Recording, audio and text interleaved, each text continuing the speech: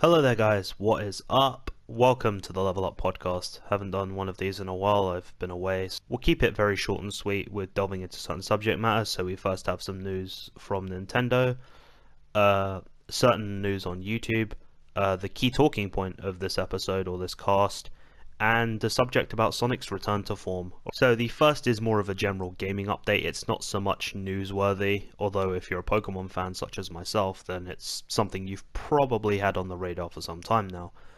A few months back in June I believe, Pokemon, or Nintendo I should say, the affiliates of Pokemon, announced that Pokemon Gold and Silver for the Game Boy Color were being re-released or relaunched on the Nintendo eShop for the Nintendo 3DS on Friday the 22nd of September, which is, at the time of this recording, is a Thursday, so that would be Friday the 22nd of September.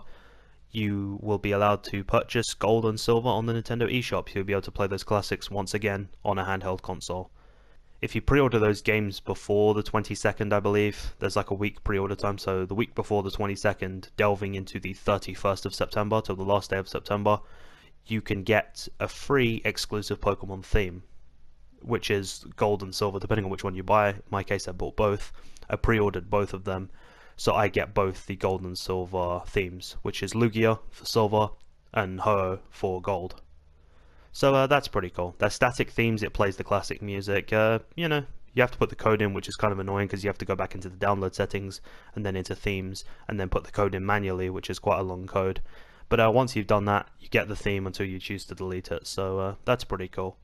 Next up is news that has Microsoft players and Nintendo players scratching their heads. It's a positive news transaction, depending on which way you look at it. It could be positive, could be negative. This is the news that I'm sure most of you may be aware by now, that Nintendo have officially acquired the co-rights to the new Halo game. That's right, you may now pick your jaws up off the floor. Nintendo have acquired the rights for the new Halo game from Microsoft, not as an exclusive, but it will now be on both consoles. It will be on the Xbox One and the Nintendo Switch. This is unprecedented. This is the first time something like this has happened since Sega became a third-party affiliate and started making Sonic games for Sony and Nintendo, and then Microsoft with Sonic Heroes and so on. That's crazy to think about, but Halo is a very popular franchise and it's been Microsoft exclusive since the first Halo game, which was on the original Xbox, not the Xbox One, but the original, way back in the early 2000s. So this is kind of crazy to think that now it's going to cross over. I don't know if this is a permanent thing, whether more Halo games will be ported over to the Switch in future, but it'll be interesting to see if they implement motion controls and hidden mechanics in the Switch version as they do in the Xbox One version, as the consoles are, I would think it fair to say, very different from each other. One focuses on portable access and motion controls, gimmicks such as those, whereas the Xbox One is more for home console gaming, playing till 3 in the morning, just trying to keep your sanity just full of caffeine and optimism. So yeah, that'll be an interesting development to see where they go from here. You know, it's in development at the moment, I believe, or it's in its early stages. Who knows, by the time this is released, the game may have already been announced. So the news dropped about 24 hours ago, so I apologize for the late omen on this, but I haven't had a chance to really go through the news properly until now, so I'm just passing on the material, I guess.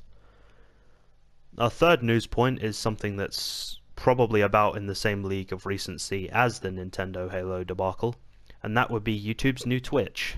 Apparently YouTube feel that Twitch are a platform that has allowed gamers on YouTube to be taken to that next level. They're gaining more notoriety as gamers. People are watching their stuff more than maybe on YouTube. It's streamer friendly, it's user friendly. So more people have turned to Twitch, but apparently YouTube are implementing a new service. I don't know if this will be added to YouTube or as a separate entity, but it will allow people who are on YouTube to stream from there as well, and hopefully gain more exposure and be offered more opportunities as gamers, rather than just going to Twitch. Now we move on to our third section officially, finally getting onto that point, which is Talking Point. I've decided to incorporate an old segment into the podcast now, and this is Favorite RPGs. Now those that don't know, all three of you, RPG stands for role-playing game. These are not too dissimilar from MMOs or adventure games. They're kind of a cross between. A role-playing game is what you might associate with, say, the Lord of the Rings series, The Witcher being an example, or more commonly, The Legend of Zelda. If you go back far enough, like Ocarina of Time to me is one of the greatest RPGs ever made. Still holds up to this day. It's been ported over to the 3DS, and I have an original copy on the Nintendo 64 as well as a re-release on the Nintendo 3DS. But I don't have it on the Wii U, although I was debating getting it for the Wii U at some point. I haven't played my Wii U in ages. That thing's collecting dust. I really should go back to that. So, if you guys let me know in the comment section what are some of your favourite RPGs, I'll tell you some of mine right now. Other than the ones I've just mentioned, I would say for a handheld experience, I think the Pokemon RPGs are some of the best. As for a home console RPG, I'm late to the series and really enjoying what I'm playing of it so far. I would have to say Fable 2. I picked this game up the other week, and my god is it awesome. I've only played it for a few hours so far, but it's already really immersive. Like, I can tell it's going to be a game that I'm going to hopefully drop many hours into that game, I think. That will probably be the case. The Witcher 3 is a very good game. I apologize I haven't mentioned that. There's also The Witcher 2, which I've not played, but I am looking out for a copy. Trying to find a copy is actually quite elusive. It's like, you know, trying to look for hidden treasure. You know it's out there, you just can't seem to find it. So yeah, I think The Witcher 3 is a phenomenal game. It's the first major RPG that I got for the PlayStation 4. It was like the first RPG that I knew I would play. Mainly because it has like different mechanics to it, you know, the fighting mechanics, the upgrading mechanics, the herbal remedies and stuff like that. The boss battles are intense as well. You fight massive trolls, giants, dragons, orcs, that kind of thing. And the Gwent card game that was implemented as well. I love strategy games that involve like the TCG format of trading card games. I think that's kind of cool when they do that crossover. Maybe that's just me and my kind of geeky sustenance, I guess. So yeah, I'm trying to think of, I mean, there's JRPGs like the Persona series. I've not played those. I mean, Final Fantasy, I mean, how can you leave that out? Another series, I'm going to confess to you guys, I have never played a Final Fantasy game. Ever. Never.